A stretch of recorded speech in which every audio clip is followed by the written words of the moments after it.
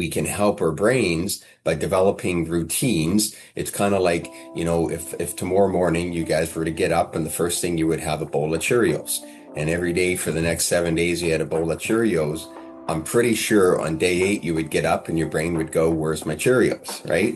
So that's the brain is always looking for these things. And so when it comes to mental preparation, we want to make sure that athletes have routines. Hello and welcome. We're so glad you're tuning into the Taking Good Care show. I'm Dr. Andrew Wong, based in Toronto, Canada. And I'm Dr. David St. Arnault, based in Edmonton, Canada. We're two practicing psychologists with over a decade of experience each, working in a variety of settings and supporting diverse populations. Thanks for joining us. We hope you enjoyed today's episode. While we're both practicing psychologists, our podcast is intended purely for educational and entertainment purposes. It's not a substitute for professional mental health care or treatment.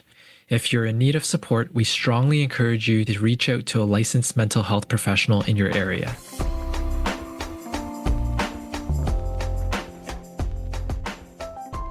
Good afternoon, Dave, and it's our second recording of today. Really excited for this afternoon recording, and it's the last thing I'm going to do before the weekend. So I can't wait to, have our guest on today and have a really awesome conversation. I'm excited for the conversation because it's going to be about sports psychology. And to be very honest and transparent, I've been wanting a sports psychologist to be on our podcast for a while. And I'm so glad that our guest here is somebody who we're familiar with, who you and I both know well, Dave. Maybe more so you, because I know Dr. Martin Mrazik has supervised you in the past, and he's very well known in the sport community. I know very involved in the Edmonton and Alberta community. So without further ado, I'm going to introduce Dr. Mrazik, and then we'll go from there. So our guest today, Dr. Martin Mrazik, is a clinical neuropsychologist and a full professor in the Department of Educational Psychology at the University of Alberta. Dr. Mrazik has been a principal and co-principal investigator for multiple nationally funded grants researching sport concussion and mental wellness in athletes. He has published 6 book chapters, over 70 peer-reviewed manuscripts, and presented nationally and internationally. Dr. Mrazik has been a consultant with the National Hockey League, the Canadian Football League, and serves as the team psychologist for the Edmonton Oilers, Edmonton Oil Kings, and Edmonton Elks. He is a founding member of the Mental Wellness Task with the International Ice Hockey Federation.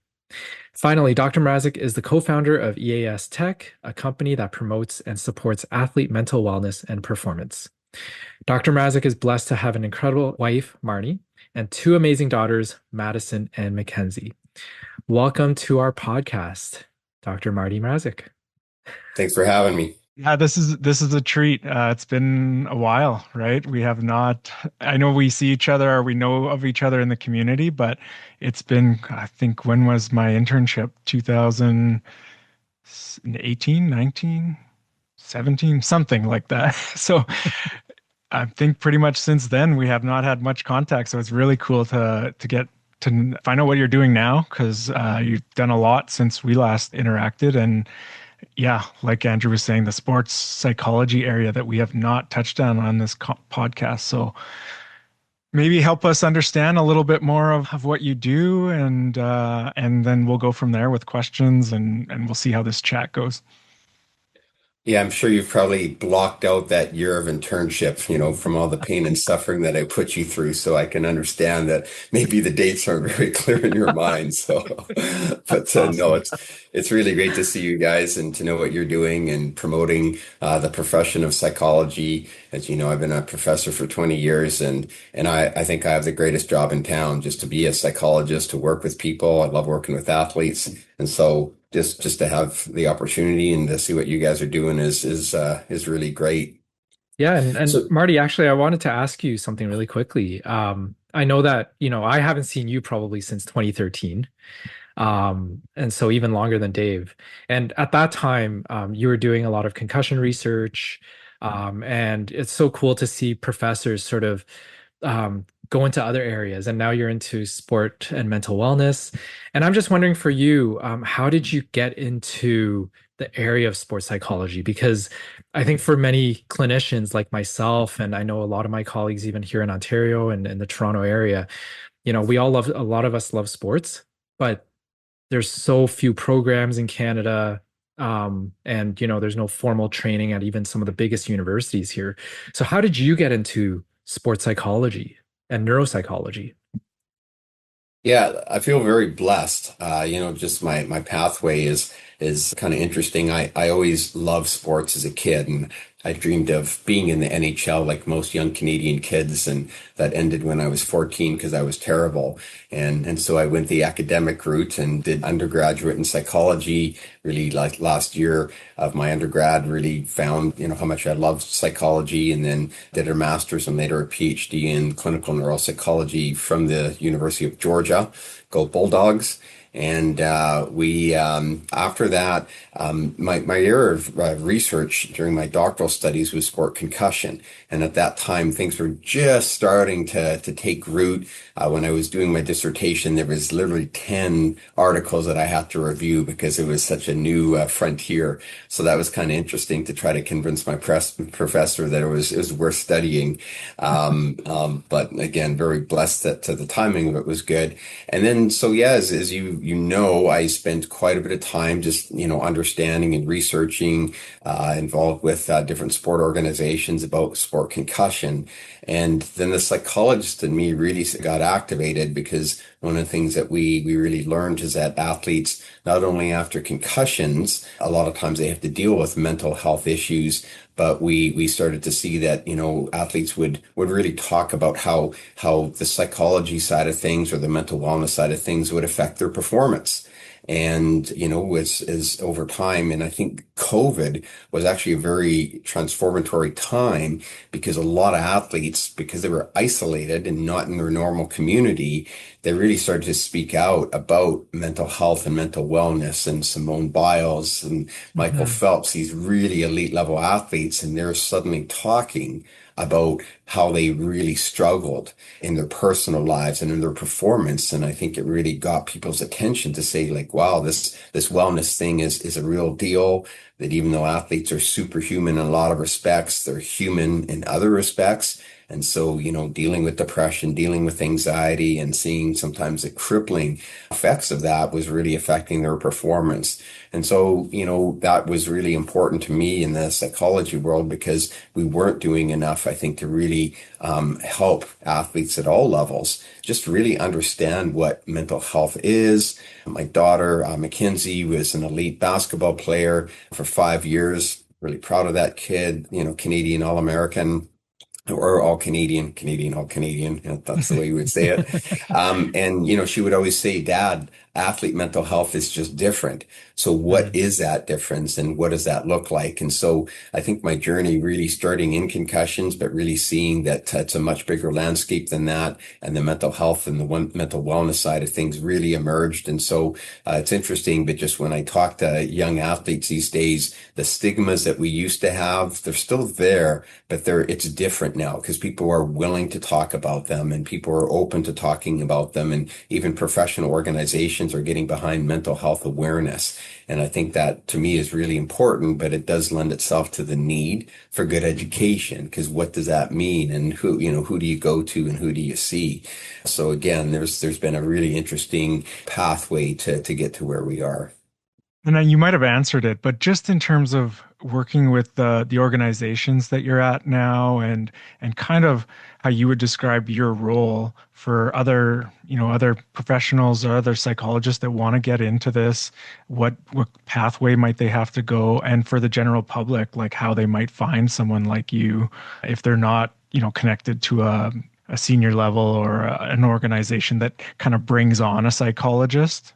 Yeah, it's an important question because there's so much advertised these days in the world of sports performance and mental performance and sports psychology, right? And Mhm. so I think a lot of times consumers are wondering what are we getting at. And so I think the important starting point is that anybody that uses the term sports psychologist, if that's in your title, then you have to go the route of being a registered psychologist within your province or within your state. And that means doing graduate level programs, often a PhD, coursework, practicums, internship. You go through the registration process, right? The EPPP, have supervisors supervise you, all that kind of stuff. And then you become registered. And that's important because when you're dealing with the world of athletes and sports, a lot of what the mental wellness stuff is related to performance, but you also have a fairly high percentage of athletes that have anxiety disorders or depression, or ADHD is a big one. They estimate that 1 in 5 football players likely have ADHD. And so really understanding the important diagnostic criteria, the mental health classifications, what are we dealing with? So if somebody's going to call themselves a sports psychologist, they have to have done their appropriate graduate work with an emphasis in sports psychology and be registered with the province. And then in 2017, the Applied Association of Sports Psychology created their own distinction, which was really helpful because now through that route, you can become a certified mental performance consultant. And that certification is important. And so what that looks like is you have to take a graduate level program with some specific coursework in applied psychology as it sports to biomechanics, like things that are important to the sporting world. And then you have to do a practicum and write an exam. It's not like being a registered psychologist, but you're really specialized in working with athletes. And so as of 2017, there are these very specific requirements to be a certified mental performance consultant or CMPC. And so anybody who's looking for a sports psychologist, those are kind of the 2 designations that we would want you to follow, right? Is to either work with somebody who is certified as a certified mental performance consultant or as a psychologist that has the appropriate training and background in sports. So hopefully that clarifies a little bit of the interesting landscape we're in. Absolutely. Now, mental performance consultant, I noticed that there's no sport, the word sport in there. And as you were describing the performance piece, does a mental performance consultant, is that only for sports? Or is it also for, because I'm thinking like someone like a concert pianist, right? Same sort of thing. You are performing at your max level all the time and you're on stage and you're in front of crowds. Do they help artists as well, or is this specifically for sports? I would say the majority of them would work with athletes, but you're totally right. Is that's why they excluded the word athlete in the term, because it really is about performance. Now, a lot of the coursework, again, is designed for athletes, but when it comes to anybody in the arts or music, again, the understanding of elite performance. So yes, you're right that there's broad applications. I know a few people that consult with businesses, right, about business performance. And so that Okay. designation is really, really helpful. It's not just for athletes. Most people go into it to work with athletes in some form, but I think they have a diverse portfolio in terms of working with a number of different professions. I guess I'm curious, Marty, from your perspective, is this similar to business coaching? Like there's a whole network of, maybe they call it performance coaching without any psychology background, but are looking at enhancing performance, and you can pay more than a registered psychologist for some of these coaches out there. Is that also a thing within sports psychology?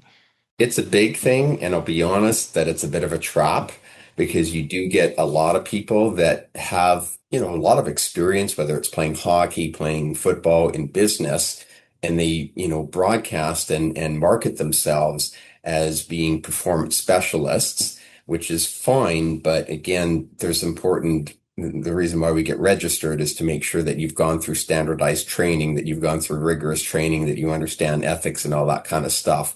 So you're entirely right, Dave, is that's one of the challenges that we face is that there's a lot of people that call themselves performance specialists. And if you look at their background, no disrespect, but, they may be strength and conditioning people. But again, the certification for the mental side of things, for the mental health and well-being side, that's where we do have rigorous standards, and we want to make sure that people who call themselves or work with athletes have that background. So you're right, it's a wild landscape, it's a wild west sometimes, and I think that can be confusing. And people are really good at marketing, but they develop a business plan around that marketing as opposed to the credentialing. And so that's why it's really important that people understand that there are designations like a certified mental performance consultant or a sports psychologist, and those people have gone through the training so they can provide the best services. So really look for the credentials, look for the designations before hopping on any kind of service.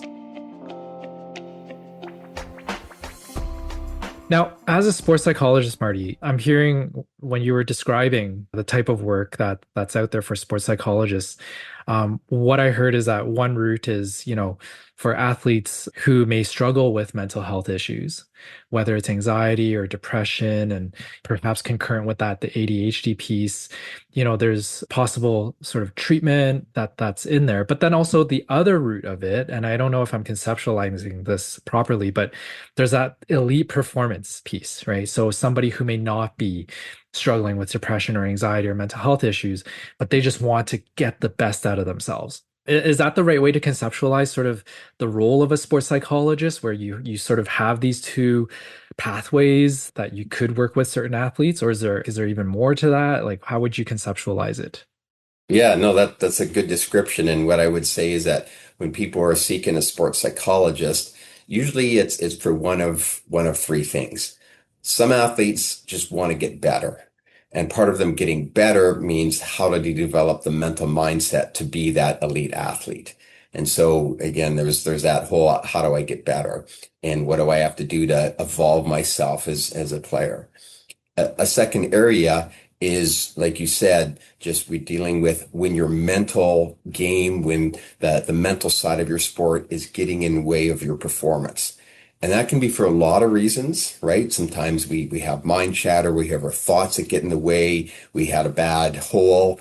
Theoretically speaking, Andrew, it's probably never happened to you, but if you had a bad hole in golf and then now you're thinking about the last time you got to the driving range, again, completely theoretical here, but just so then there's the mental chatter side of things. So athletes that want to get better, athletes that understand the mental wellness, and then the third one is when athletes are dealing with true mental health issues. And again, we're seeing an evolution of a lot of athletes come out and talk about how they dealt with OCD. What's interesting is that there's a higher percentage of athletes with OCD. That's part of what makes them great. But it also has a dark side where, again, that obsessive thinking it gets in the way of their performance. And, we had a player who went public. So Connor Ingram was a goalie for the Edmonton Oilers. He went very public with his struggles with OCD. But part of what made him great is that he was so obsessive about training and so obsessive about, movements and everything. It really helped his performance. But then there was the dark side that he had a hard time with it. So again, we have those three areas of just getting better, dealing with just the mind chatter that it's like your physical conditioning. Like sometimes athletes are looking for, well, how do I get stronger? How do I get more better, develop my skill? How do I drive better? How do I be a better shot in hockey? All those kind of things. And then there is the mental wellness piece where some athletes are looking for that more. That's where being a registered psychologist is important, because you have the understanding, training, and ability to really treat them and that condition on top of them being athletes. Just as an aside, we're gonna have to get on the golf course someday, and you'll see how I shatter a golf club now. Well, as you're talking, Marty, it's like I can see certain sports being more heavily weighted on the mental side, right? Or even certain positions within sports, like you said, Ingram, like goaltenders within the NHL, right, are often kind of it's even commentated on in terms of them taking a drink from their water bottle and resetting their mind and not being too focused on the last goal and so there's mental mindset, like you're saying, and especially for certain sports and positions, I'm guessing. For sure. Like I would say there's a mental game to just about every sport. What's interesting in my experience is that I found a very small percentage of athletes that don't experience emotion. So they don't understand stress, they don't understand anxiety, they don't understand worry. And these are the Tom Brady ice in your veins, you just don't crumble under stress, all that thing. Like a lot of people want to be like that, but like your genetic makeup is such that most people are going to experience, human emotions. And so you're totally right. Is that for sure there is a mentality and a mindset that's important. And so when people come to me on the performance side, right, we want to dive into, well, what are some of the variables that go into better performance? And this is a whole, we can spend hours and hours talking about this, but some of the low-hanging fruit that's important for, I think, every athlete to have is the importance of a good routine.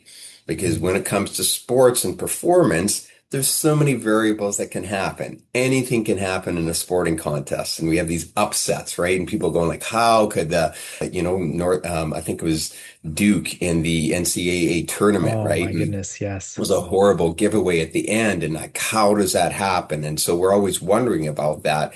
And part of what helps athletes perform well is this whole thing of routine, because our brains are always trying to make decisions and anticipate what's going to happen.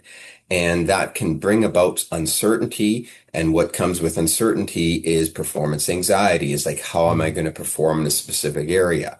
And so we can help our brains by developing routines. It's kind of like, if tomorrow morning you guys were to get up and the first thing you would have a bowl of Cheerios, and every day for the next 7 days you had a bowl of Cheerios, I'm pretty sure on day 8 you would get up and your brain would go, where's my Cheerios, right?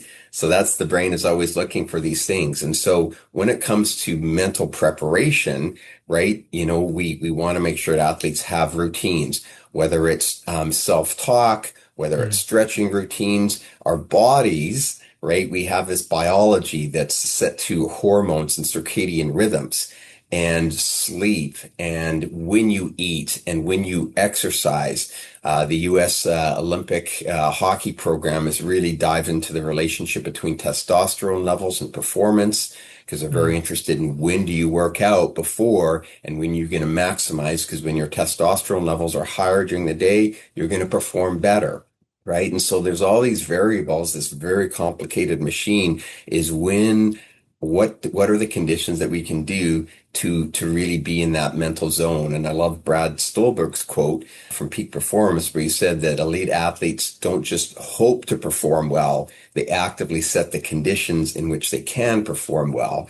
And so for me, it's always important for athletes to have not just a game day routine, but to have a routine during the week and in preparation. So your body is used to the rhythms of what's going to happen and when you're going to perform well. And you guys know from your psychology studies, cognitive psychologies, is that they looked at test taking anxiety and when students wrote in a room that was similar to the one they studied, Mm. or even the 70s, the glorious 70s before ethics, when they were high on dope and they performed well when they were high on dope when they took the test, if they were like all these kind of interesting things, right? But that just told us that in order to perform well, there's actually a lot of things that we need to do mentally to get our minds and our bodies aligned. And so that's a big part of the mental performance game, is really looking at, well, what am I doing and what is my behavior like and how can that influence or affect the way I perform? I have a question about that, Marty, because what you mentioned there, you're right. Like I remember reading Kobe Bryant's book, and he was so regimented in terms of his schedule, even on his off days, even during off season, he was so regimented in terms of training.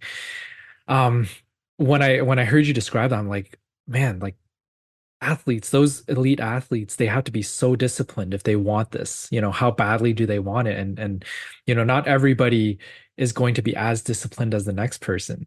So how do you get athletes to buy in on that? And I know you can't force everybody to buy into that sort of discipline and routine, but because sometimes, even in our work, and Dave and I have talked about this, in terms of clinical psychology, this is not quite medicine in the sense that we say, take a pill for 7 days and you're going to feel better, right? This is still mental health, where sometimes people will think, oh, is this sort of witchcraft? So how do you get people to buy in and into ensuring that, look, if you follow this routine, your performance, there's a very high likelihood that it'll improve.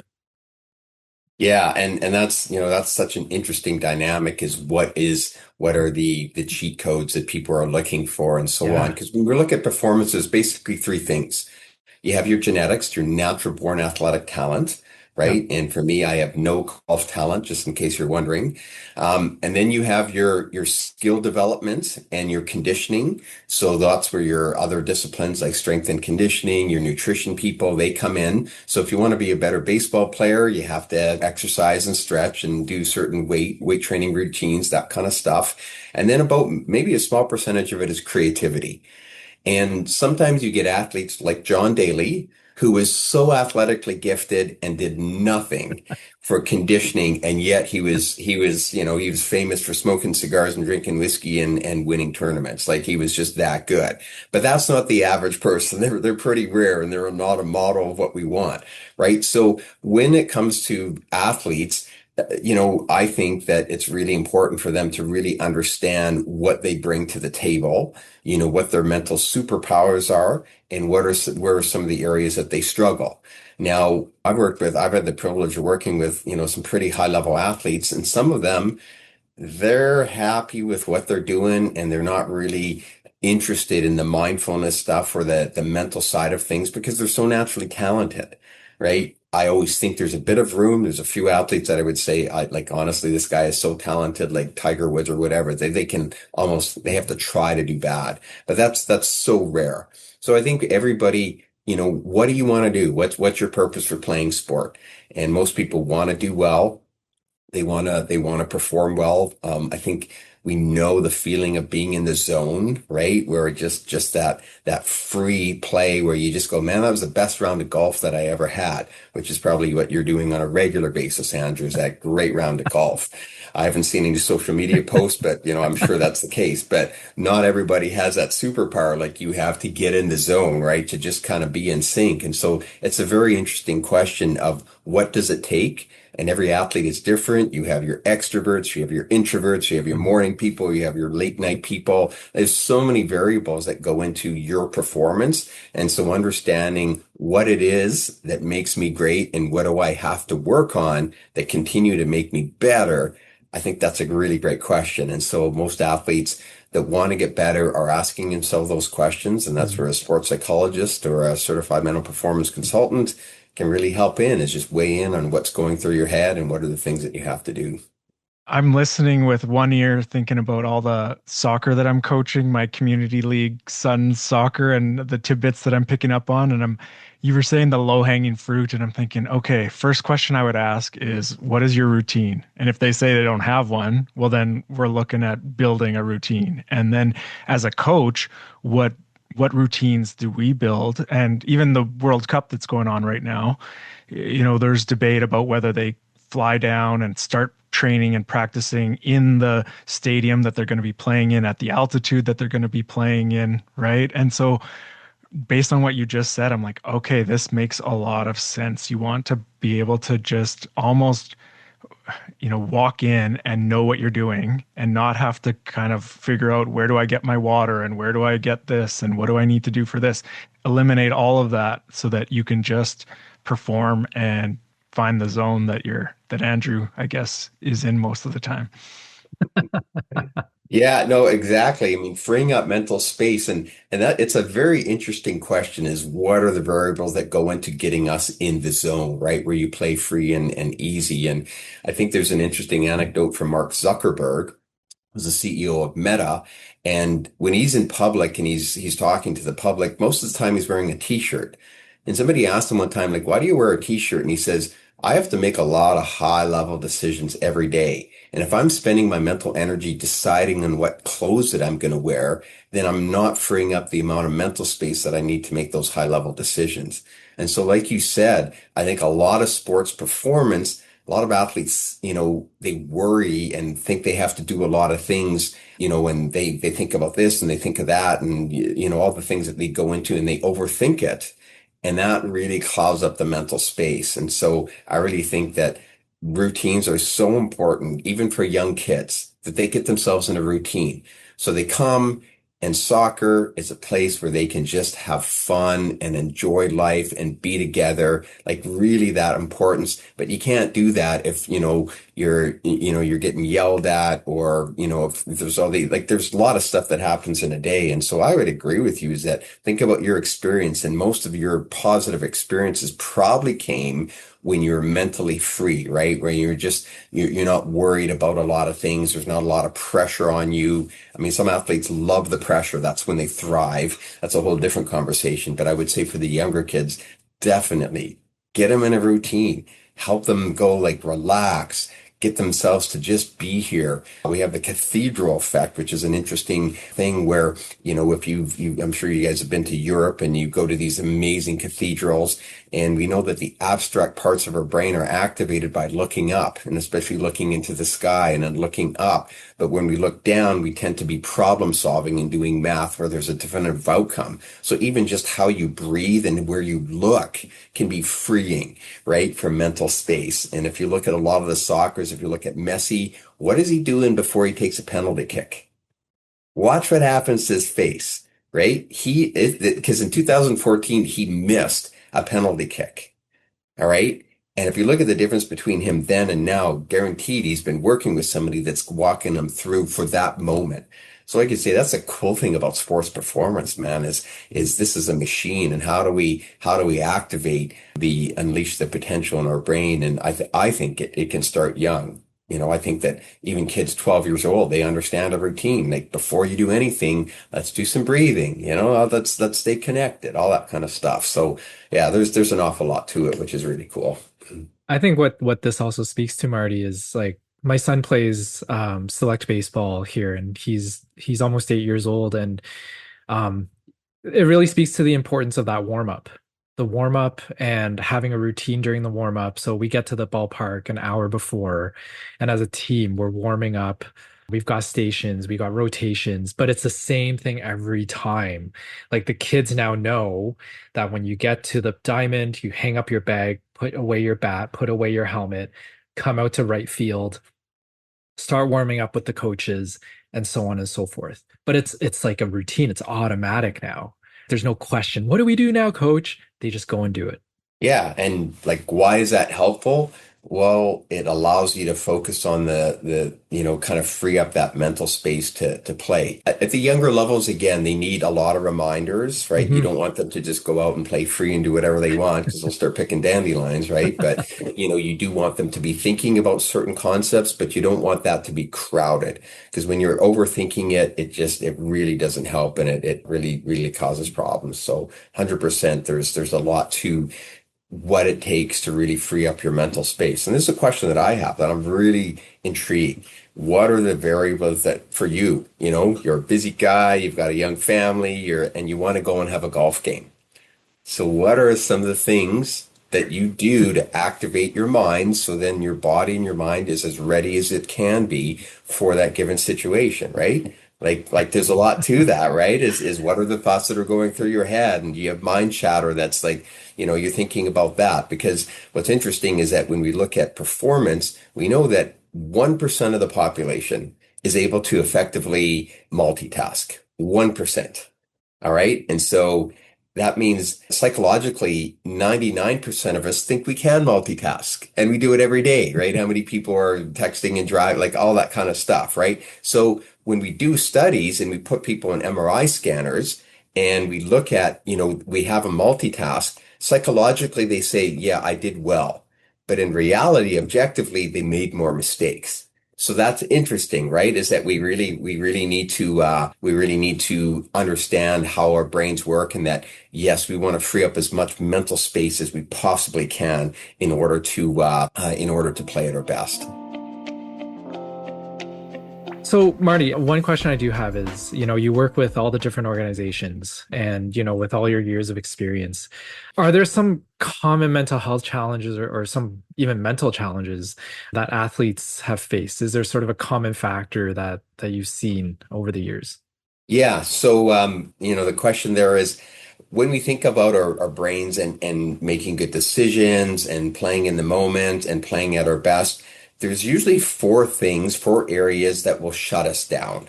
And by shutting down, your body's tense, or you're overthinking it, or just again, your arousal, right? You know what it's like to be like breathing shallowly because you're stressed and you're nervous. And so those four areas, one of them is any environmental triggers can shut you down. So for example, right, if you are playing in the rain or it's cold outside, or for me, I'm a cyclist and I'm going down a hill at, 70 kilometers an hour and there's no guardrails, those things can trigger a response in me where my body shuts down a bit. I get tense. I start thinking about that and not about my performance. Then there's the physiology. So again, what's going on in our bodies. And so if you have an injury, or maybe you're golfing and you get a tightness in your shoulder, and then you start thinking about that because your brain is going, oh, maybe should I be doing this? Like, our brains are, and so we can shut down. And so suddenly we get anxious about, oh, am I going to get injured here? Or man, I can't perform well because I'm tired. Like I'm really tired today. And I know the narrative is often around that. Then we have the psychological variables, which are the things like confidence, right? So do I feel confident, or am I going to disappoint my parents, or going to disappoint my coach, or am I really kidding myself? I'm really not that good. Those variables can shut us down because, you can start a game and if you don't feel confident, not going to happen. And then the last one is the social, right? So just the comparison thing. So am I going to embarrass myself? Are people going to look at me and say, wow, what a terrible person? Because some athletes are really concerned, like that can get in your head, even if you're golfing with your buddies and you start thinking like, oh yeah, my buddies are going to make fun of me, or, they're not going to think I'm, they're going to chirp at me. And that can shut you down. And so those four things, when we talk about shutting ourselves down, some athletes have one of them, some of them have multiple areas, and so the conversations around, well, what does that look like? What's interesting to me is I just was in a bike race this past weekend, and right before the start of the race, there was a massive lineup for the porta potties. What's going on there with the stress cycle is hitting these athletes, right? And so I'm sure some of them didn't sleep well, or they're worried about how they're going to start. Like there's a lot of things that can shut us down or divert our attention to our performance, or from our how we're performing and onto other things. So like I say, those are four kind of areas that most athletes who are struggling with their mental game and feel like at times they get shut down, those are the four things that we want to explore. I like how you broke those down. I almost see it as like managing anxiety, and there's different triggers or different aspects that can, affect our nervous system, like going to the bathroom, right? Like that we either constrict or we have a panic attack, right? And so those things are not going to be good for our performance. I actually remember I was doing U of A track, and one of the athletes that trained with us, it wasn't part of the U of A, but had the same coaching staff, and he went to the Worlds, and he was ranked, number one or number two, was supposed to get a medal. And I never talked to him after, but my guess was something happened, and there was a news article about it, that he basically was too sick to perform his peak performance. And it wasn't like an illness like a cold. It was like stomach issues and, dehydration because you're not able to, rest and digest. And so how much of like just anxiety do you pay attention to when you're working with these athletes? Yeah, like I would say 75% of the athletes that I work with are overthinkers, right? And so in the world of overthinking, but if you think about the stress response, what is it? You see a bear, right? Your focus goes from the big picture to being very narrow, right? Your heart rate elevates, your breathing elevates, you get activated to do a very simple task, which is to escape. That's the job of your nervous and stress system, is get you out of there, because if the big bear is coming at you, you got to leave. So the stress response is very helpful for escape behavior, but it's not helpful for performance, right? Because when you're performing, you want to be able to think. When we talk about mental toughness, we're actually talking about resilience. So you're very adaptable. So resilient athletes are able to make quick decisions, make adjustments, see, oh yeah, that opponent is doing this, so I'm going to do that, that kind of thing. And that requires just you to be locked in. But when your sympathetic system is highly activated, it literally shuts down that other part of your brain that's involved in all these decision making and so on. So that's why understanding what stress is, how it helps you, right? Because we need a bit of stress. Like some of my ADHD athletes, that's why they don't perform well in practice because there's not like they're not, but they're very good when things are on the line because of ADHD and the immediacy of the reward system. Then they're really dialed in, and then they can hyper focus. So there's a lot of these things, like I say, that activate our body. But those four areas that I talked about, it's really important to understand because every athlete, some of them will have the GI issues, some of them will have panic attacks, some of them will sleep. I had one athlete that was his issues that he would get so fatigued before a match, and it's actually he was stressed. That was the stress response. So it's really interesting, right? That we're all wired differently, and so really exploring those kind of things and seeing what those triggers are, what it is that's shutting you down, how much stress you need, because we all need a bit of stress. But too much stress can also take us, in that inverted U-shaped curve about performance and arousal, right? It's like, it really is true is that when you're under aroused, you don't perform as well. When you're over around, that's also, not good as well. So just, optimal performance and getting in that zone. So like I say, it's fascinating how we think of how our brains and our minds and our bodies work together to help us perform. Okay, Andrew, you might be saying something soon, but I gotta say this. So Sure. I don't, I don't work in the sports psychology area, but I end up seeing athletes in my office, right, for mental health concerns. But they're often talking, especially young males that are playing like AAA hockey or like those kinds of high level. They're still at home with their parents, but they're really trying to learn kind of these things without having a lot of guidance, right? And that inverted U is one thing that I often share with them, right? In terms of like, where are you and when do you perform better? And do you need more pressure or less pressure? And so when the playoffs come around and there's more pressure, does that help or does that hurt?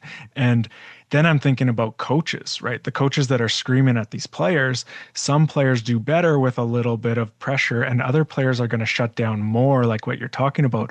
So I'm curious how much you actually work with the coaching staff as well as the athletes with these teams. Yeah.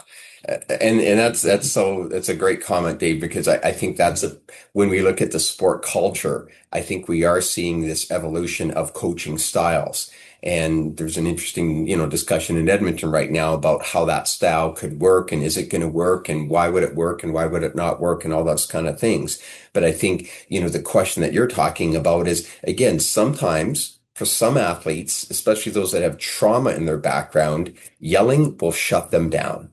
It will literally shut them down, and then they're in defense mode, and then you can see them literally shutting down when a parent looks at them wrong or yells at them or screams at them. But for other athletes who are wired very differently, the issue there is that they need some of that. They literally need, because externally they're not finding the internal stress that they need in order to perform. And so you're right. I mean, I was very fortunate to work with the IIHF, and we created a module for coaches on how to have conversations with athletes about mental wellness and what are the things that you do and how, what do you go about that? So yeah, there's a lot to coaching. And I think the really great coaches that I've had a chance to meet or read about really have this very unique understanding of the buttons they need to push for the individual athletes, right? And Gino Aramata, the famous coach for UConn women's basketball, he's a master at understanding the uniqueness of his athletes and what they need in a given moment.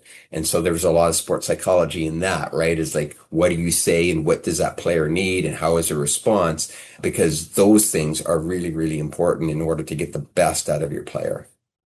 I heard Coach K at Duke was also very good at that. That's why he was there for so many years. He just knew how to connect with players and the different personalities within the players and how to push certain buttons.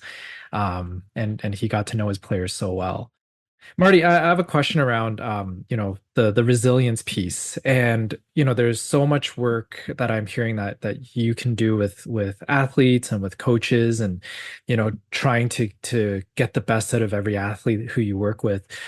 At the same time, I'm wondering because as you're talking about, it's almost like all the work behind the game behind the sport that, to get the best. Are there ever times when you might say to an athlete, you know what, maybe we need a bit of a break right now? Yeah, and that's a very interesting topic. And so a good friend of mine, Jeff Chrishell, who's a strength and conditioning guy, he often talks about this need for rest.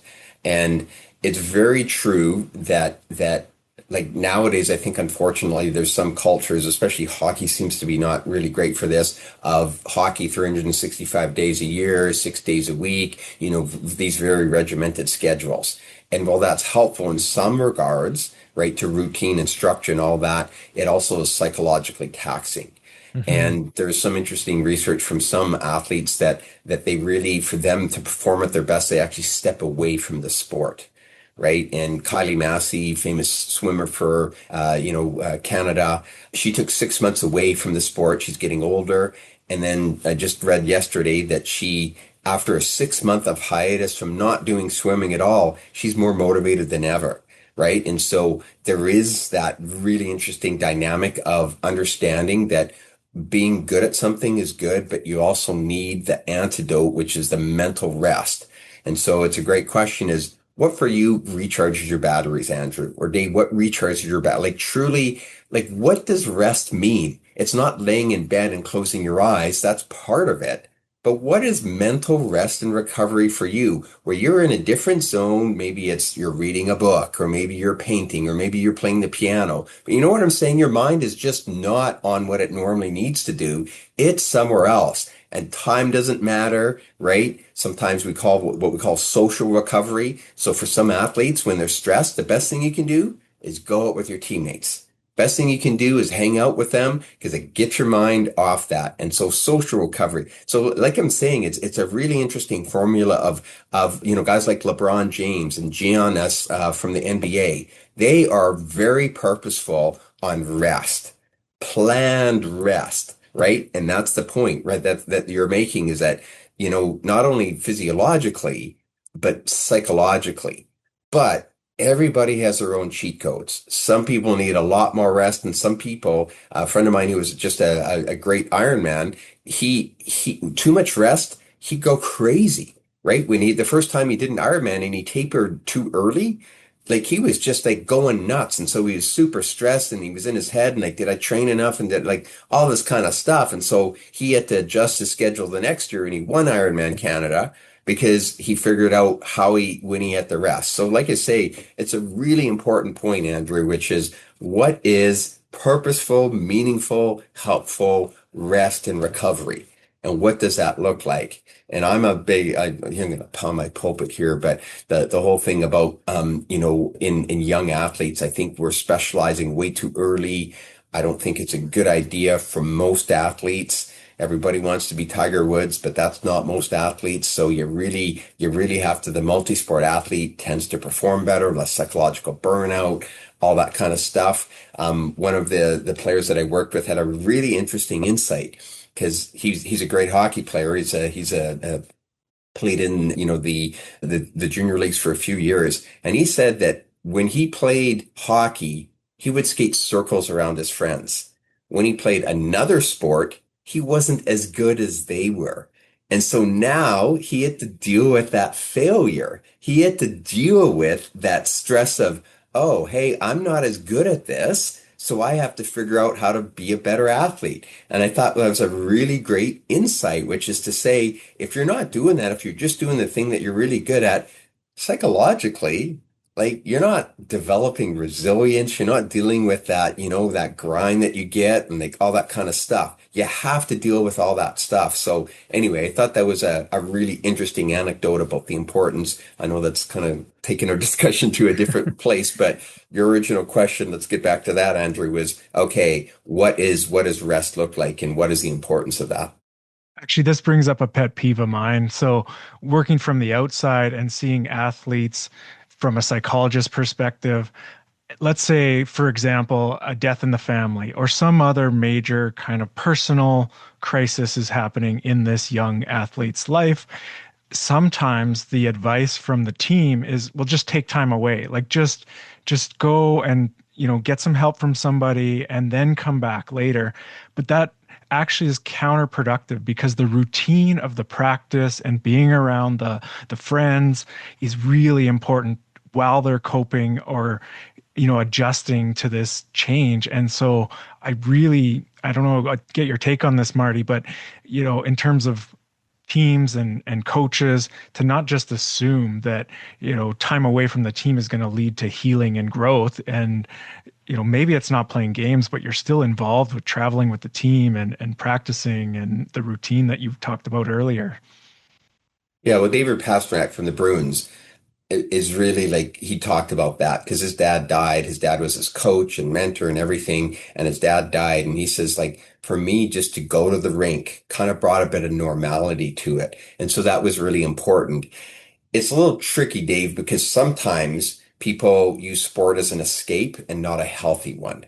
And in those particular cases, yeah, I mean, you have duties and responsibilities that it's important for you. But I agree with you that the overall principle is being a part of an athletic is really helpful. It's really important. And when we've looked at the long-term studies about adverse childhood experiences, kids who play sport tend to do better psychologically when they're adults because they played sport, right? And why is that? Well, there's a certain buffer that being physically active, but also socially connected brings to you.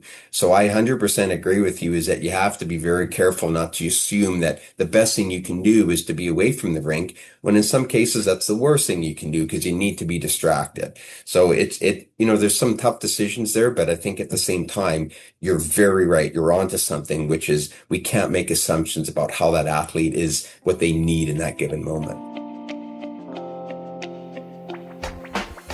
Marty, one last area I did want to touch on because I do work with clients who have chronic pain, not so much athletes, but perhaps in motor vehicle accidents and workplace accidents. But all athletes will experience pain at some point, whether it's injury, or other circumstances.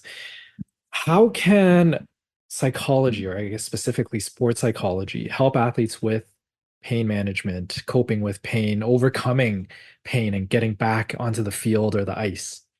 I mean, it's such a great topic, and there's so much to that. And, I feel I'm giving it kind of lip service here, but like you said, every athlete will deal with pain, and some of them will deal with a lot of pain. And so it's an inevitable part of the human experience to deal with pain. And yet, most of us, the belief that we have, the narrative that we live, is that to live in pain is to have a miserable life. We need to escape pain. That's Hmm. kind of the mantra is if only I wasn't in so much pain. Yes. And athletes are a little different because they are they're more accepting of pain because it's part of their experience. They intentionally put themselves in painful situations. But the interesting thing is, and I think the Stoic philosophers have helped us understand that what is an athlete's relationship to their pain? How do they relate to their pain? Marcus Aurelius said that pain is just pain. It's the thoughts that we attribute to our pain that add to the distress of it. So what is that relationship with pain? And so, for example, one of the athletes that I worked with, when he was young, he had a very abusive father who would just push him and take him out to the back rink and make him puke and yell and berate him and so on, just so he would get better. That actually helped him become and push himself. But now he has this really negative association with pain because pain is weakness, and that is just the worst thing you can do, and you're weak and you're not worthy of a human being. And so he had to really re-examine this relationship he had with pain, that pain is not a bad thing. It can be my friend, right? You can work through it, but he had to deal with the negative associations that he made with pain. And so there's a lot to chronic pain management in athletes, but a lot of their mentality is, I just have to grin and bear it, and I'm going to play this whole season injured, and no matter what I'm going to do. And it's like, that's an exhausting strategy, your only trump card to push through pain, which you can do at a very high level. We know that it works for a while, but the long term of it is that it really leads to psychological breakdown. And so, again, how does an athlete process their pain? What are some other things that they can do to examine that relationship? So that's where mindfulness and cognitive behavior therapy, because you usually have these negative associations with pain. And at the end of the day, if you can accept your pain, that you will be in pain, that there will be pain, what did the Buddhist teachings say? That life is pain. This is an inalienable truth. And once we come to accept it as truth, we can overcome it. And so that's a very interesting thing, is that we can't escape pain. How do we try to, like, I know for me, when I've been injured, it's like, oh, I can't wait till I'm better. I just got to get this stupid. I had an IT band issue this year and it was driving me crazy. And I had to come to say, you know what? If all I can do is some activities, but not others, and be accepting of that, it kind of helped my training, because then I wasn't mad the whole time, like the stupid body of mine and breaking down all that stuff.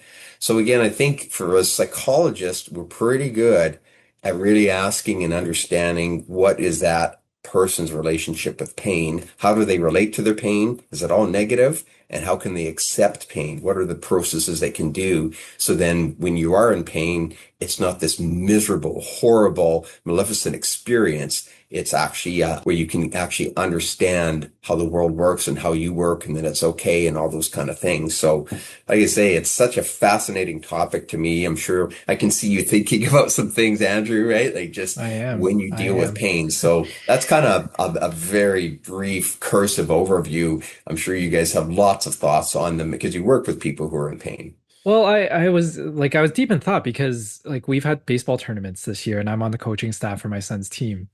And at a young age, like getting hit by a baseball hurts like crazy. Like a baseball hurts. But we're encouraging them, get in front of the ball, get in front of the ball so that if it skips high, you can still block it with your body. But you can tell with some of the players, they're very hesitant, right? But the ball will eventually hit one of them. Like you'll get hit, and then there will be some tears, but it will take a few minutes. And then it's teaching them and showing them that, look, the pain subsides. Are you going to get a bruise? Yeah, you will get a bruise. But look, right now the pain is going from like 10 down to a 5, down to a 2, right? Can you keep playing? Right. And so it's trying to be, I guess, seeing pain as, I don't know if positive is the right word, but it diminishes. We in that moment it'll decrease and then the game will move on. Yeah, that whole acceptance, ACT, right? Like Yeah. just really, and it's a hard thing, man. You need somebody a long, long time to walk with you through that, because pain is a miserable experience. But that's exactly it, right? It's like in that moment, it's just get me out of here, because our sympathetic system is so activated. But then it's like when we actually say, okay, no, let's experience it. Let's live through it. One of my athletes, he's dealing with chronic pain. And so he eats hot peppers as another source of pain, because that gets his mind off, his injuries. And another athlete, is known for just they're doing their ice baths, because ice baths can shut off the pain response. Like you go numb. I started ice bathing this past year and it was hard, but I love it now. I think it's great, but it's painful, right? It's really painful, but then your brain adapts and it's like, oh, I'm going to be okay. I'm going to be okay. So to your point, Andrew, 100%, it's so fascinating how we approach the management of pain. So as all the listeners are hearing this, Marty is very humble. He's saying that he's not a great athlete, but he's taking ice baths. For those who don't know, he runs Ironmans. So he's just a very humble athlete in his own right. Yeah, I was gonna say he knows a thing or two about pain if he's doing Ironmans, like, and yeah, you're doing another one this year. So, but as you guys were talking, my knee is throbbing. I got kneed last weekend in a soccer game, and talking about the pain brings up the pain, right? Like focusing Hmm. on it, and I'm thinking about from a mental perspective. And if my next thought is, oh no, I might not be able to play again, right? Like for these high level athletes that their career, their livelihood is based on playing this sport. I'm imagining how much work, your relationship with pain, but also not kind of catastrophizing or jumping to these like conclusions, and like you said, accepting pain as part of the process and that you will recover and that you can do something right now, even if you can't get right back into it. So I'm taking this to heart right now. Thanks. Well, the pain in my life has come from the golf course. So let me tell you, that will keep me humble. So thanks for bringing up a sensitive subject there, Andrew. Yes, I am in a lot of pain when I'm on the golf course. Oh, Marty, this has been such a fascinating conversation. I think from two psychologists that, don't have the sports psychology training, speaking with somebody who does, I think this has been such an awesome conversation. And I've learned a lot. I know it sounds simple to get into a routine, but easier said than done, right? Oh, I mean, like Atomic Habits, is a really outstanding book. And if everybody wants to read about formulating, good habits, but I'll tell you this much, like I know how hard it is for me to get into a routine. And yet the very best, like Kobe Bryant and those guys are so regimented in their routines. And that's part of what allows them to be that good is because they really, that's what they've emphasized. So yeah, routines. And I would encourage, like even at a young level, develop a routine, right? It doesn't have to be complicated, but just develop a bit of a routine Yep. and you'll see the magic of that. Because then you understand the concept and then you just you get to build your ultimate routine. And Yeah. then, that's going to continue to grow throughout your life. Awesome. Marty, question for you. Because, I think Dave and I and a lot of clinicians who are listening, we don't have this background. So those who want to find you, how can people find you? So I'm very privileged to be a part of an organization that I started called EAS Tech, and that's our design. So if you just go to eas.ca, you can look us up, and I do have a team of people that I'm working with. We also have a platform that we've developed, which is mental wellness and performance tools for athletes. And so again, we're really, we're happy to talk with athletes one-on-one, but we also think technology can be very helpful. There's a lot of information out there, and so we spent a lot of time vetting the best research that we can. So when you type in Google, you're not getting just the crazy stuff. You're actually getting, really evidence-based practices. And so again, there's a couple of resources there for you, for your listeners to really dive into. Like I said, I love the world of athletics and I think connecting with the right person is really important. And it's interesting, Dave, that you work with athletes who have mental health. Like, I think that's huge. That's great that they're now looking for that kind of thing. Because again, you may not have the expertise in sport, but you understand the psychology of it. And so there's a lot of benefits there for it too. Yeah, no, I wish we could, extend this for another hour. This has been fun and I've learned a lot and I really appreciate you, taking the time to chat with us about this. So thank you so much. Marty's itching to get on the golf course.